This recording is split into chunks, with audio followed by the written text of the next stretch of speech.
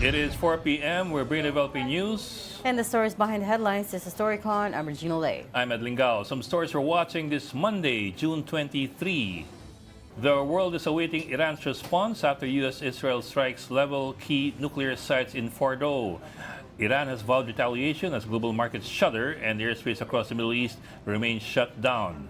Tehran's parliament is now backing a measure to close the Strait of Hormuz, a critical waterway through which nearly 20% of global oil shipments pass. However, the decision would still require final approval from the Supreme National Security Council, which is overseen by an official appointed by the supreme leader of Iran, Ayatollah Ali Khamenei. Because of all the conflicts, the Philippine government has raised alert level 3 over Israel and Iran, urging voluntary repatriation.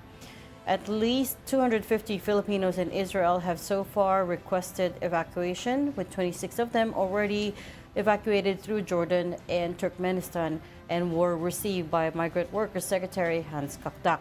Elsewhere in the Middle East, Saudi Arabia, Kuwait, and Bahrain have activated emergency plans and boosted security in anticipation of an Iranian response. In the U.S., Homeland Security warned of a heightened threat environment amid reports of low-level cyber attacks and rising fears of possible retaliatory violence. In the UK, British Airways have cancelled all flights today from London Heathrow to Dubai and Doha, while flight operations to the United Arab Emirates and Qatar remain under review. And Director Rino Abad of the DOE's Oil Industry Management Bureau says there is no problem with the Philippines' oil supply at the moment. What's pushing the spikes in fuel prices so far are speculations on the impact of possible disruptions because of the Middle East conflict. Tomorrow, June 24, a big-time oil price hike will be in effect. With increases ranging from 2 pesos and 50 centavos to as much as almost 5 pesos per liter for gasoline. And joining us in a bit will be Storycon's resident political heckler, Ronald Llamas, who's stuck in traffic. Ang lakas ng buhos ng ulan kanina. Pero at least tumigil na ngayon. But, Ami Paminton still out. She still is out. Strangely enough, wala naman forecast na tropical depression. It was just supposed to be habagat. Sabi ng Pag-asa, there was a low chance of the LPA developing into a tropical depression, and yet malakas kanina. Malakas talaga. Right? Yeah. Nagulat. Actually, some of the screens flickered kanina nung nag-thunder. Some of the... Akala mo bombing. Oh. Pero usog. Okay. A lot of big stories ako over the weekend. Isa lang ang big story right now, which is dami sanga-sanga. What has the world come to? But to update that first story, actually, Iran has responded to the strikes by the U.S. with Iran threatening. By the U.S., it's been a while since they attacked Iran. Oh, Iran has said that the U.S. should be prepared for retaliatory attacks, and in fact, they are threatening to strike U.S. bases in the Middle East and elsewhere. Obviously, we don't know at this point which bases they're talking about, but the advisor to Iran's supreme leader, Ayatollah Ali Khamenei, his name is Ali Akbar Velayati, has already made public the Iranian response to the U.S. missile strikes over the weekend. I think the last time the U.S. directly attacked Iran, if you might call it that, was Desert One in 1980 or 1981, when they tried to rescue the American hostages in the embassy.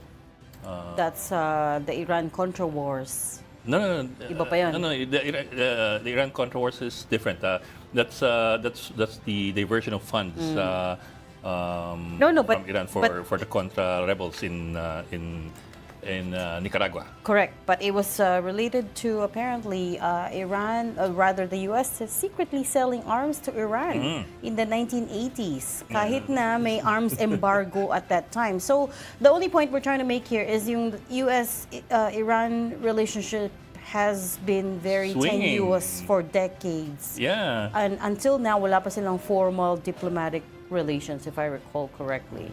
From the 1950s, when the Allied forces assisted the coup d'etat to overthrow the democratic regime in Iran, leading to the Shah taking over.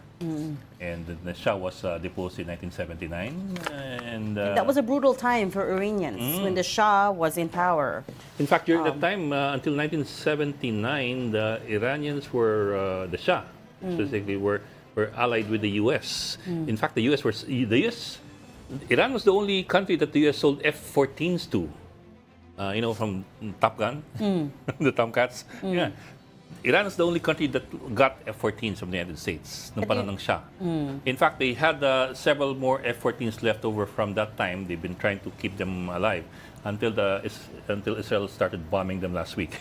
I think they got the last two. It's a very strange relationship, isn't it? Parang it's a love-hate. It's very tenuous. Yeah. Like we said. And F-5s as well. The Israelis also bombed the F-5 Freedom Fighter jets that the U.S. had provided the Shah.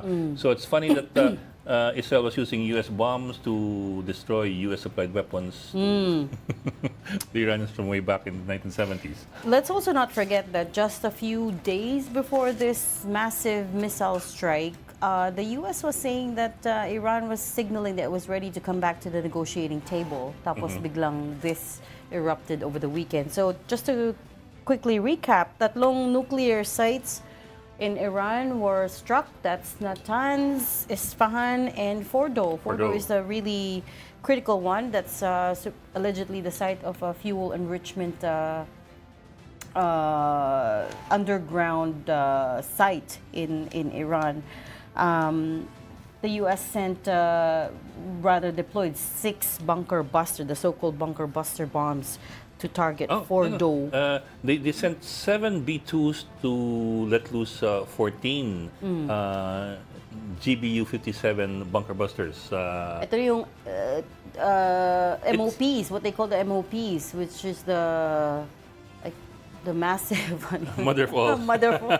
We can't say the word. It is basically the mother of all bombs. That's why it's bunker buster, kasi it's supposed to hit underground then. Pero it has a hardened casing that enables it to penetrate up to 60 meters of concrete. I hate to make the comparison, but if you watched Top Gun Maverick, the plot there, except for the fact that it's in a valley, the plot there is more or less the same. It's an underground uranium enrichment Maverick site. or the last? Maverick is the last one. Hindi.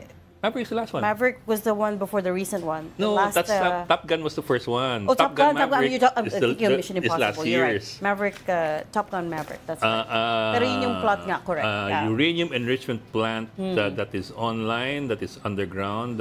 They had to strike it using, using F-18s. So these B-2 stealth jets. The bombers. Flew 18 hours in the middle of the night to strike these Iranian nuclear sites. And I have to say, though, it seems the jury is still out on whether there has been extensive damage. Of course, the U.S. side says, President Donald Trump says they obliterated the nuclear sites and that these sites have suffered severe damage, in his words. But there have been also satellite images released by news agencies like Reuters that these satellite images are provided by a company called Maxar Technologies. I don't know if we have those satellite images, pero parang hindi klaro. So for instance, in Fordo, there is a site support building that seems undamaged. The side of the mountain looks like, yes, there were plumes of smoke and the entrances were damaged.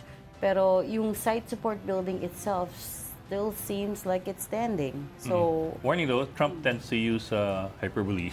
No kidding. Much like. So anyway. Much like. He needs to be more. I'll leave it to Tito Ronald to complete the sentence. Okay, but of course, and then the Iranian side, ang alam ko, has already acknowledged na there was damage. They said they were hit by enemy missiles, enemy airstrikes. But again, the question is, were they successful in taking out the nuclear sites, which is the whole point of this attack, right? This footage that we're looking at, I'm not sure which one this is. I'm not really sure myself. Do we know which footage is this? Itong with the smoke?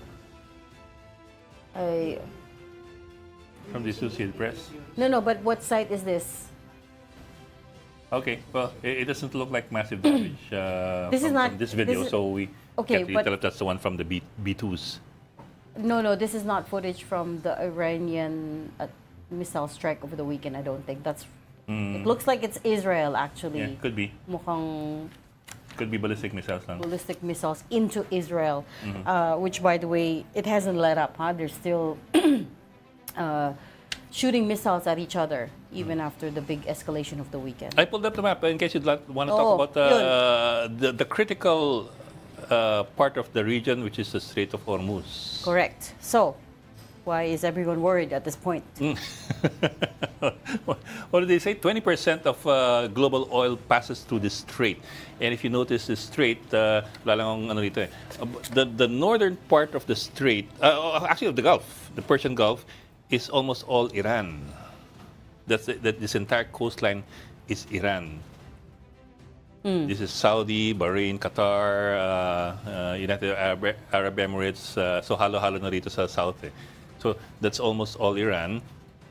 And this is where, 20% of the world's oil passes through. So that's equivalent to about 20 million barrels a day that passes through this very narrow strait.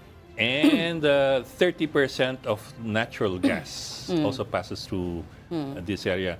Another number I saw was 85% of the oil that passes through here goes to Asia.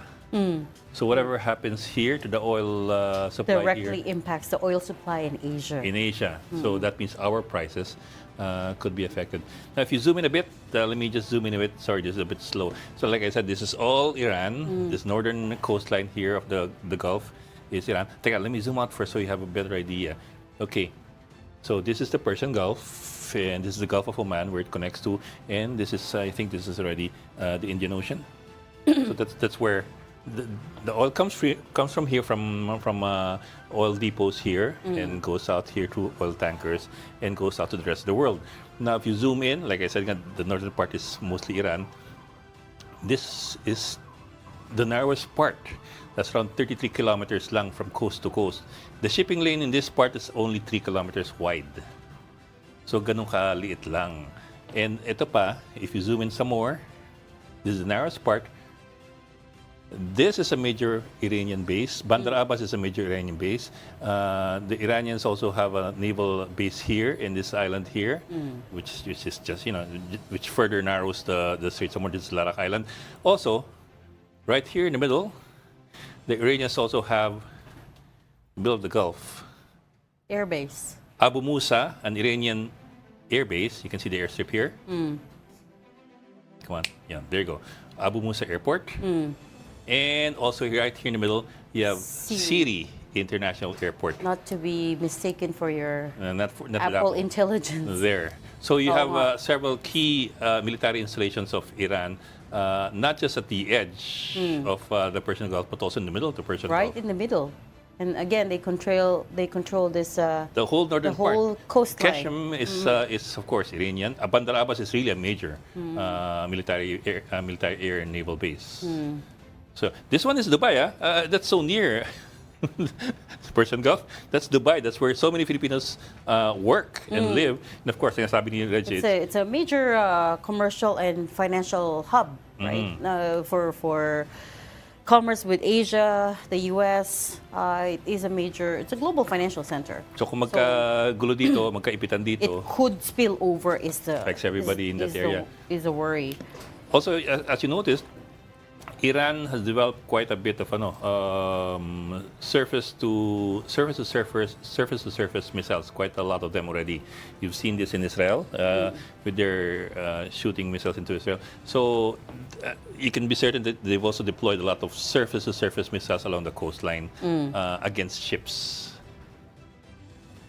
So that also complicates things for shipping. You see how small it is when you zoom out. You see how small it is. The two air bases that you pointed out. This one and this one. No? Oh, and actually, in the grand scheme of things, maliit lang siya eh. It's a very narrow strait. These are very small islands, but it's amazing how much damage that they could wreak potentially on the global economy. And those are major places. Those are major bases because, for example, Siri calls itself an international airport. Although I don't think any international visitors really go there. And any commercial jets are allowed to fly in. So yeah, that's what we're all on the lookout for. What's Lapit gonna din sa happen Doha. Qatar. Not too far away. I mean, the closest, There of you have course, Dubai and Oman. Abu Dhabi. Pero Doha in Qatar is also not too far away. So the 26, so because the Iranian and Israeli airspaces are closed right now, you man evacuate out of Iran were dinaan sa land borders. They were passed through Jordan and Yeah, Jordan. Turkmenistan sa taas. Especially for those coming from Israel, ano yan eh? Dito There. yan eh. There. Jordan. That's Correct. where we're supposed to exit when we So- were in Iraq. So tawid sila ng Jordan, and that's relatively And also safe na. Turkmenistan. Where's Turkmenistan? Turkmenistan. No, Dinaan Turkmenistan din ano? partly. No, but daw. Turkmenistan's in the stands in Central Asia. But they said that, I don't know how they did it, but the DMW said there were some, There's Turkmenistan. baka umakyat. You have to go up first. Okay, maybe coming from Iran. Coming That's from right. Iran, you cross into It's not just Turkmenistan. Israel and Iran, but the ones who Yeah. had to be evacuated out of Israel and Iran. Yeah, because they share a border with Turkmenistan. So And actually imagine with- how with long Iraq, the land with journey Afghanistan is. too. Imagine how Oh long yeah. the Those are mountains, huh? Those are mountains. And that's This a is hard mountainous ride. region. Look. Pag nag-zoom in ka ngayon, pero look how far it is. This is Afghanistan already, and then those are the stands. You're right. Afghanistan, Look, Turkmenistan. these are all mountainous terrain. Yeah. Like, they look like Especially this really area rough here. crossing. So it would have been a really challenging journey for them, I imagine. But you can also see how big Iran is. Oh, this is Fordo. Ayan. Yan yung Fordo, one of the ones that was blasted over the weekend. There you go. But that's as far as we can go because we don't know exactly where that area is in Fordo. Yeah. Okay, I think we have enough. Merimon Okay. Reyes. We're gonna come back to domestic issues first. Take a closer look at local politics and what's happening today. And of course, the big news is Vice President Sara Duterte has until today to answer the Senate summons. For the latest, we have mobile journalist Merimon Reyes with us. Merimon, what is the latest? Nag-file na ba ng response si Vice President? Maganda nga po sa inyo. So far, nakaantabay pa tayo dito sa labas ng tanggapan ni Senate President Chis Escudero at ni Senate Secretary Atty. Renato Bantug. And as for the information na nakuha natin, yung camp ni Vice President Sara Duterte has until 7 o'clock p.m., which is technically office hours ng Senado ngayon, to file yung kanilang response doon nga sa writ of summons na ipinadala noong June 11. Since they have the non-extendable of 10 days to response, yung June 21 kasi, Sabado yun, kaya nausog siya till today, June 23. Pero nung natanong natin si Sec Bantug, kung sakali po ba lagpas 7 o'clock p.m. bigla ang dumating dito kasi even until now, wala pa tayong impormasyon kung may pupunta ba. Ang latest na nakuha lang natin mula sa camp nila VP Sara is mukhang magiging messenger lang at isang messenger lang ang pupunta dito at magdadala ng kanilang physical response to the summons and potentially baka hindi isang legal counsel or abogado. Pero nung natanong nga natin, if ever na lumagpas 7 o'clock p.m., ang sabi dito ni Sec, he will be making consultations daw kung paano nila tutugunan yung magiging pagtanggap doon sa kanilang response. Pero for now, so far naman, wala pa naman sa ating binibigay na impormasyon si Sec kung aalis ba siya ng saktong 7 o baka lagpas 7 p.m. mananatili pa rin daw silang antabay dito. Pero so far, simula kayo na umaga until this point of the afternoon, wala pa. Pero potentially, mukhang eto na nga sa likuran natin ang camp ni na VP Sara Duterte at formal na nilang ihahain dito ang kanilang response doon sa writ of summons. Though we are still waiting kasi ang nasabi rin sa atin kanina, baka wala raw magiging opportunity for an interview. So baka mamaya ang kakausapin lang natin dito si Senate Secretary. What if she waives her right to respond officially or formally dun sa charges? What happens then? Actually, ang sabi ni Sec Bantug dyan, kung sakali naman, if hindi magpa-file ng response itong sina VP Sara, it will not affect the impeachment proceedings. It will continue even yung trial. Though potentially baka magkaroon lang ng epekto ito mula doon sa side nila VP Sara bilang sa on the defense. Kasi nga dito mangyayari, hindi sila nag-file ng kanilang response. So ang magagawa na lamang nila pagdating doon sa trial ay yung cross-examination ng prosecutors' evidences. They can also present their evidences. Pero yun nga, ang nasabi rin kasi dito ng ilan sa mga nakakapanayam natin, halimbawa sila former Justice Antonio Carpio, naniniwala naman daw sila na magpa-file until the very last day, until siguro the last minute of this day, itong camp nila VP Sara ng response. If not, it might work against her. Pero yung ngayon tanong siguro kung hindi siya makapag-file ng kanyang she still be able to present evidence, you mean? Or she'll still be able to present her side even though she has no formal filing? I mean, in the court itself, in the trial itself.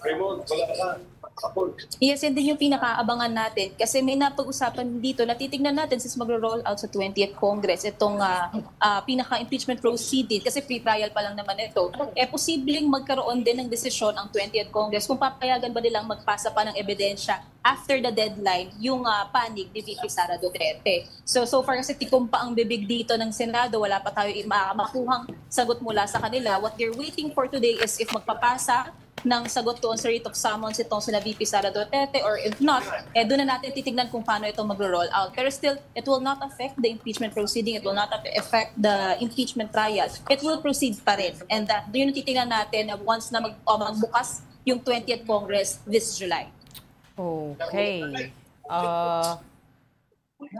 Parang parang nung House filing of the impeachment complaint. We have to wait till the very, very last minute. Okay, we'll leave that there for now. Pero habol ako. So hindi naman kailangan in-person padala yan, no? Yung, can be this the so lawyers. pwede siyang ipag-grab.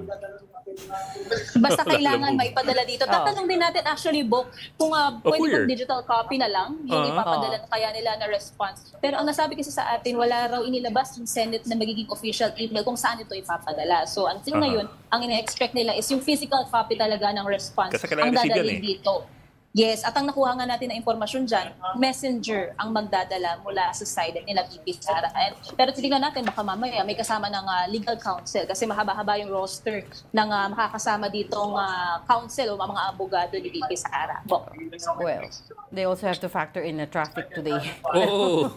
Sa Maynila, Pasay pa naman. Umulan pa naman. Okay, we'll leave that there. Thank you so much for your reporting. Mobile journalist Mary Mon Reyes. We'll check in again after the close of business today. Baka naman nakahabol sila. Thank you. And speaking of nakahabol. Ito, naglalamove lang ata ito. Naglalamove ko, nagangkas. Mas nauna pa ako doon sa ipapadala sa Senate. Parang nung March, no? Ay, nung Feb pala. Parang nung Feb lang. You're watching Storycon on One News. You just need to take a very quick break. Ikaw ang pakilala.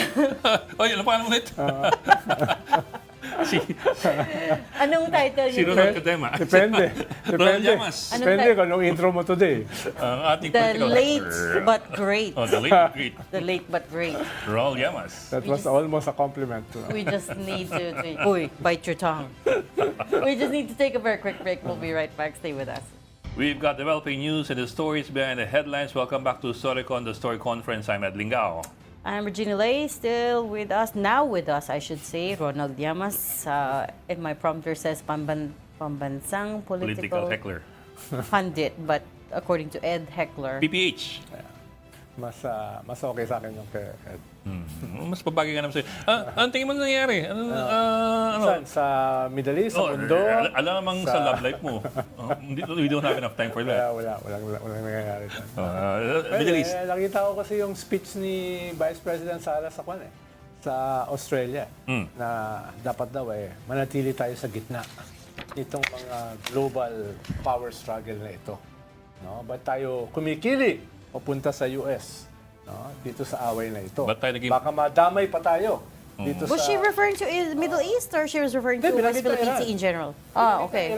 Binanggit na specifically ang Iran. Huwag tayo maging province ng US. Binanggit na itong South China Sea. Sana nga binanggit niya West Philippine Sea dahil yun yung ating tawag sa ating sariling teritoryo. Okay naman yun. Talaga namang masaya na maiiwan sa gitna.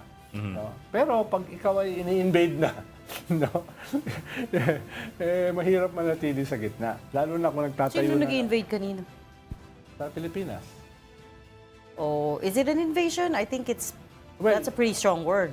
You mean it's a West Philippine Sea? oh, Well, it's harassment. Is it an invasion? I mean, we also shouldn't be alarmist about it. Okay. actually, una, nagbanggit niyan si Gibo Chodoro, saka si Executive Secretary Bersamin. Okay. Mga bak- Ikalawa, Okay. ikalawa, Mamaya natin may yan. May guest tayo. Ipasok natin ang guest natin. panghuli lang, teritoryo natin yung tinayuan ng artificial islands.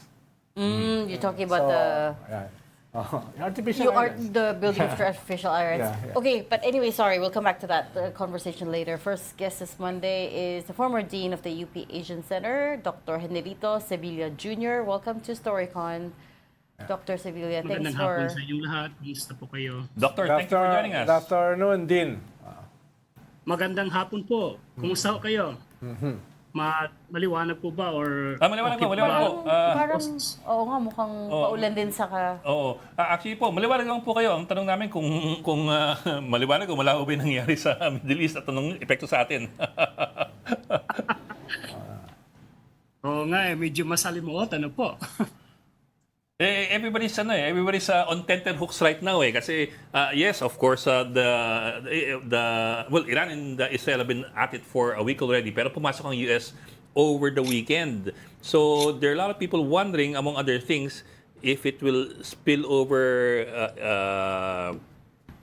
to us in terms of the economy, in terms of international relations, also even in terms of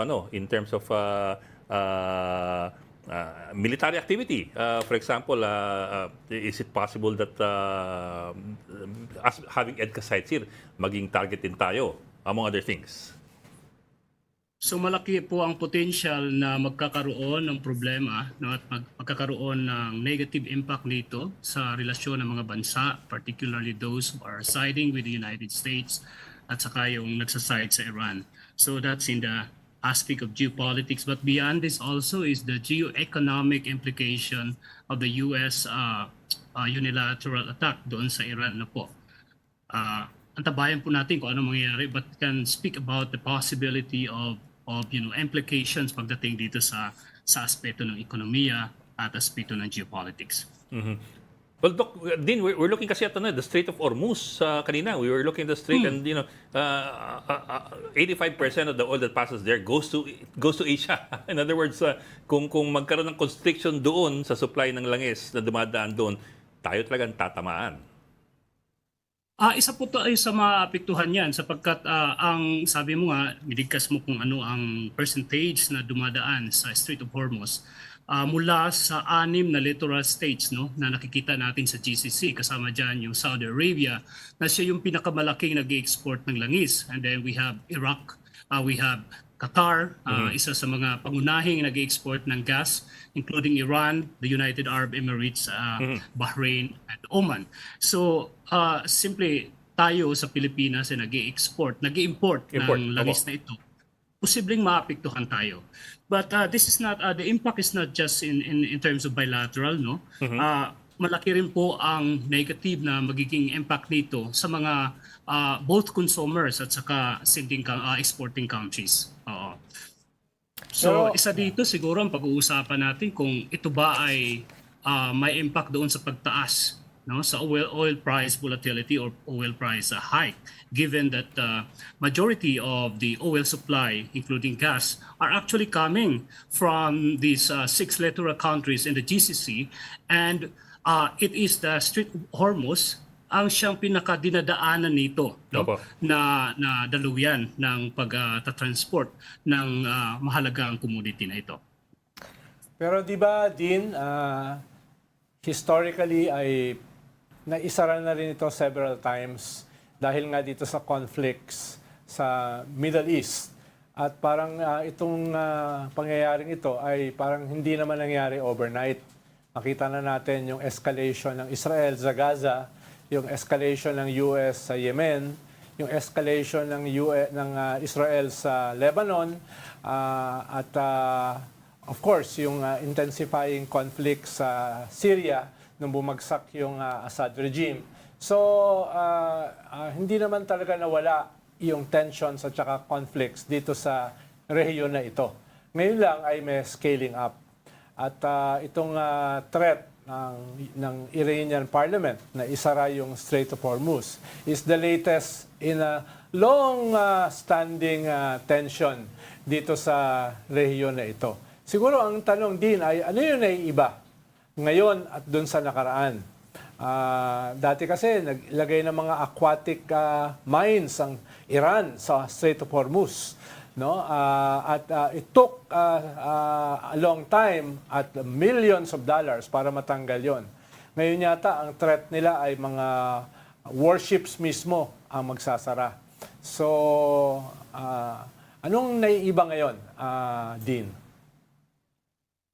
May mga experience po tayo, no, ng tension in the past na kung saan ang Strait of Hormuz ay exposed dito sa vulnerability na ito, no. For example, we can speak about the 1980s the tanker wars, no, kung saan lalaban-laban ang Iran at saka yung Iraq, no, sa gera na ito.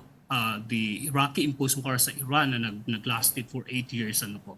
So hindi ito something na ngayon lang, no? So in the past mayroon ring mga nangyayaring ganitong ano.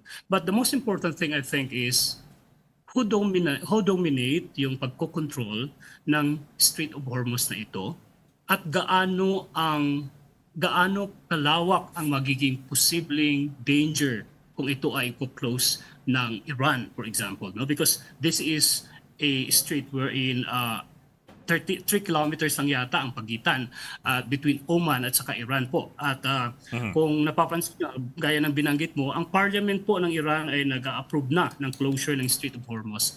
Pero ang final na magde-decide po dito sa pagko-close na ito ay probably the supreme leaders, no? The supreme leader of Iran na kung saan siya yung pinaka-ultimate, pinaka-supreme na magde-decide whether or not to close the Strait of Hormuz. But beyond this is also for Iran to calculate kung ano ang magiging damage nito sa kanyang ekonomiya, no? In terms of capability, military capability, I'm sure in the past years pinaghandaan ito ng Iran na i-secure ang kanyang territory against possible attack from potential threats coming from the region.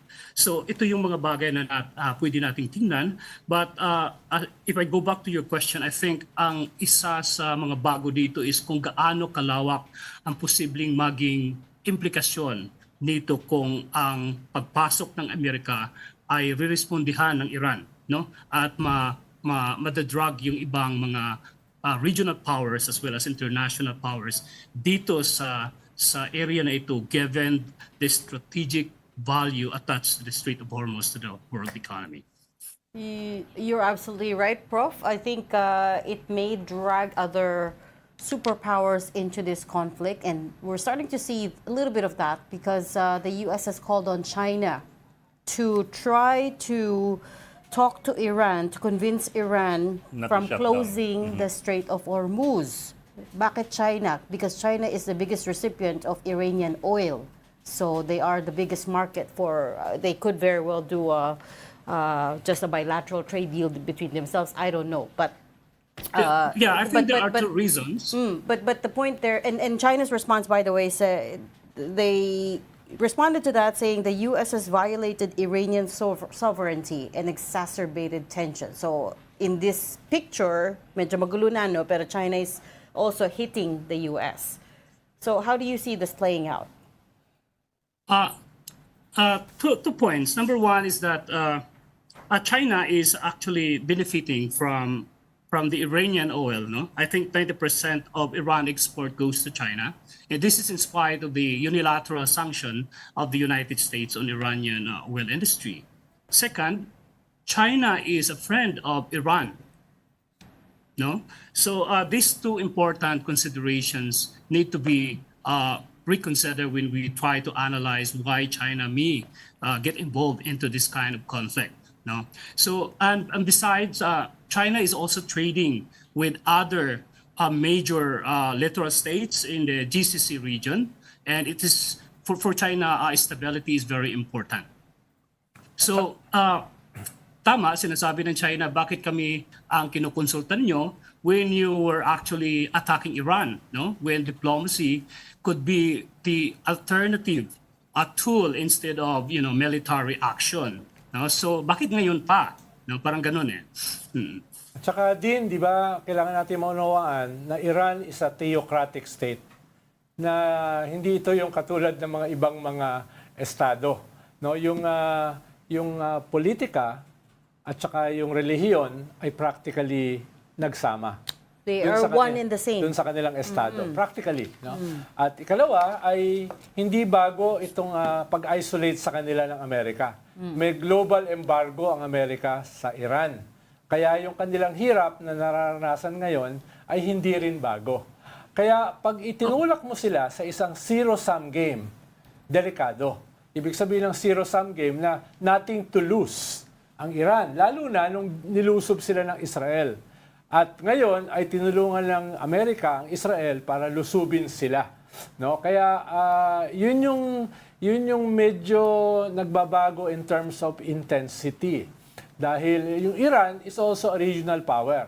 May presence sila sa Iraq, may presence sila sa Syria, may presence sila sa Yemen, may presence sila sa Lebanon, may presence sila sa Gaza. So yung danger of it becoming a regional confrontation ay practically nandun na. Scaling up lang ang mangyayari kung sakali. Totoo po yan. Kung titingnan natin sa kasaysayan, isa sa mga dahilan kung bakit nagkaroon ng revolution sa Iran in 1979 was because of the experience of the Iranian nation from the Western imperialism. Yun ang sinasabi nila. And there were two important points in history, in the contemporary history na pwede nating isite. One of this was actually the White Revolution, and the second one was the Capitulation Bill. Lahat yan ay nagbibigay ng pribilehiyo sa mga Amerikano na nagsiservice doon sa Iran. At ito ang dahilan kung bakit nagkaroon ng Islamic Revolution in 1979, which basically led to the establishment of the Islamic Republic of Iran. So until 40 years now, successful po ang pamamahala ng Islamic Republic ng Iran. It is a legitimate government. It is not a regime that other Western countries called Iran. It is a legitimate government.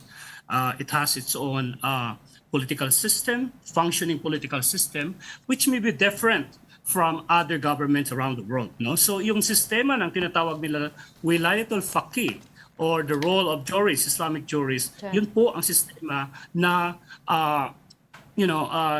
nag-guide ng Islamic Republic of Iran through 40 years of its existence. So in short, in the past 40 years, palagi pong nagkaroon ng problema ang Amerika sa Iran. The US government is looking at Iran as a threat, even if hindi naman natin pwedeng, well, that's the perspective and the narrative of the US, but from the Iranian perspective, I did not understand why the US is calling them as a threat. Probably because Iran is against imperial policy or colonial policy of the US in the Greater Middle East and North African region. Okay, and on that note, we'll leave the conversation there. Thank you so much for your insights today and for joining Storycon. Dr. Henelito Sevilla Jr., he's the former dean at the UP Asian Center. Thank you, sir. Salamat, Dean. You're welcome. Thank you. Salamat din. Punta ka na, Ikaw yung deploy namin. Pwede ba? To check if the nuclear sites are still operating. Nakapunta na ako ron twice. Sa Kondo? Sa Iran, Tehran. No, nakapunta na rin ako sa Israel 4 times. Tel Aviv, etc. Napunta rin ako dun sa Palestinian area, sa Ramallah. Buhay ka na rin during the first Israel-Iran conflict? Medyo, high school. High school ako noon. High school na nung unang-unang conflict pa lang. Because this goes back hundreds of years. Are you talking about the panahon ni Moses o yung... Ni Mossad. Ni Abraham.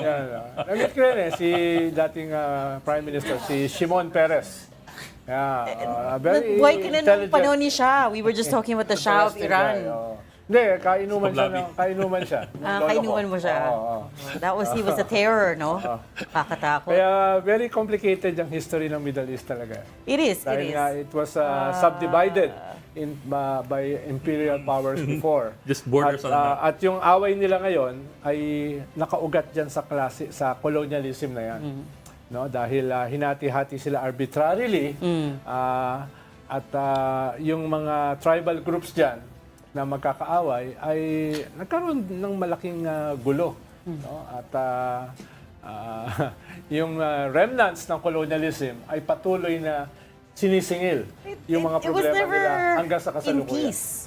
Was there ever a time when we could have said na the Middle East was at peace, at full, I mean, there were decades of quiet. Like most pero it parts was of the also world. tenuous. Like most parts of the world. Dahil mayaman kasi ang Middle East at Africa at malapit yan sa Europe. Kaya yung mga European kingdoms ay parang yun yung kanilang... Pero alam mo, nung hindi pa rin-discover ang langis, tahimik pa yung lugar. Sa bagay, if we date back as far back as before the discovery of oil.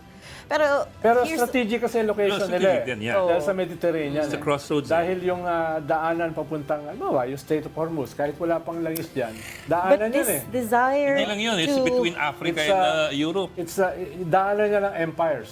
Kahit panahon ng Roma, nung gera nila sa Carthage, nung panahon ni Alexander the Great, sinasakop yan. Buhay ka na rin nun. Oo. Dahil yung lolo ko tsaka si Alexander, magkainuman din yan. But joking aside, Anong similarity ni Alexander the Great sa ni Winnie the Pooh? Winnie the Pooh. Pareha silang bay? Hindi, Ano? middle name nila, Da. ay nako. Ed Linggao. May sasabihin ka kanina. No, I was gonna say the question there is so the U.S. has waded fully into this war. Di ba Trump campaigned on a promise of ending the two current wars, which is Israel, Gaza, and Ukraine, Russia. So now we are on the naniniwala. precipice of another was potential. So, naniniwala ka kay Trump? He was tweeting Biden Hindi and naman, Obama pero na hindi naman ako bumoto eh. Pero the electorate believed him when he said, I will put an end to this war. Kaya nga siya dalawang And beses I am na- a peacetime president. Kaya nga siya dalawang beses nanalo. Doon nanalo electorate. Naniniwala electorate sa kanya. Actually, This is the contribution to today's Sang Kuweba Ka Ba Nakatira. Oo. Hindi ko na nga bilanggit yun eh. Pero halimbawa, noong panahon ni Obama, nilift niya embargo. Yung The pagbalik arms ni Trump sa Iran. sa Hindi, oil. economy. Sa oil, sa Buong economy. sanction. Oo. And he was, Nung bumalik si Trump, he was pilloried for that by the right. nung nanalo si Trump, binalik niya ang embargo. No? Kaya ang hirap sabihin na siya ay para sa kapayapaan.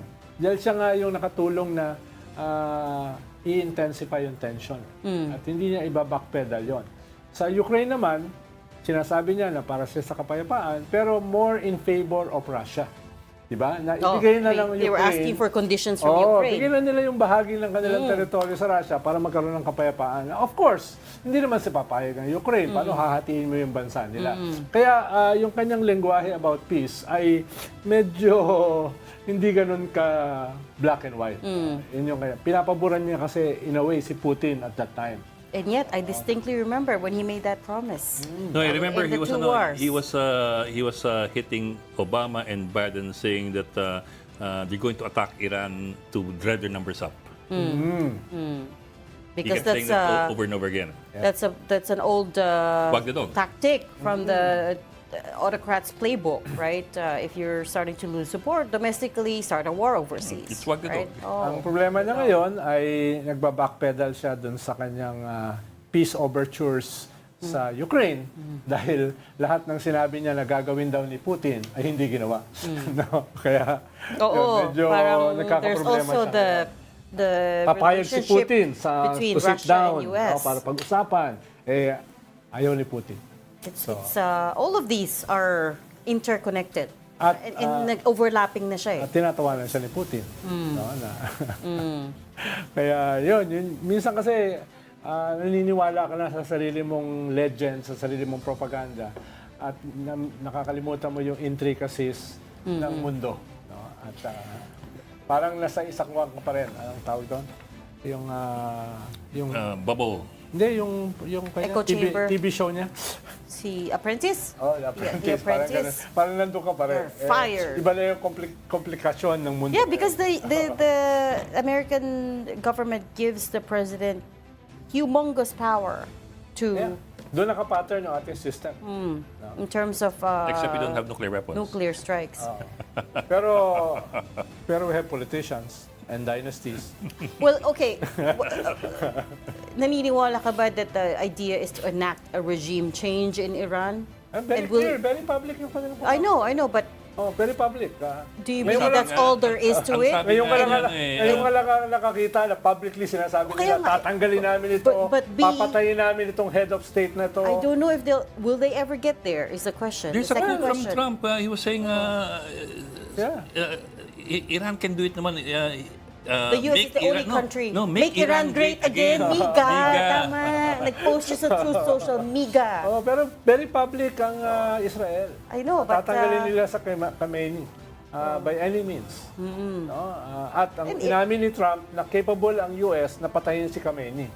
Imagine mo yung ganung exchange in the modern world na, exactly. na ipapapatay mo isang Exactly. heads of state. Dahil Under a president that promised to be a peacetime president. yun ang problema ng Europe ngayon. Dahil ang tingin nila, empire strikes back. No, yung mga empire na dati ay nag-atrasa na para ngayon, back to the multilateralism, no, UN, EU. Ngayon, yung UN at saka EU ang umaatras.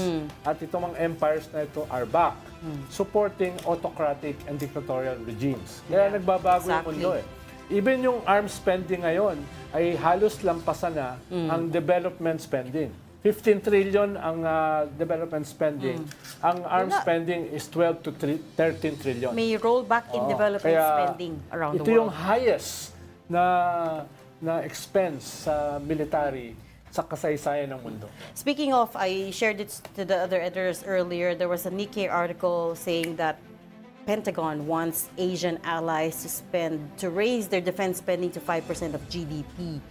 Mukhang pressure rin din nila yung Asian allies just like they did with Europe to raise the defense spending. I don't know how we're gonna... Imposible sa Pilipinas I don't know how we're gonna be able to... Imposible dahil next babawasan mo conversation. ang ayuda. O kaya nga. But, so, yun yung problem. I don't Pwede mo know. gawin dyan, ibaba mo yung GDP natin.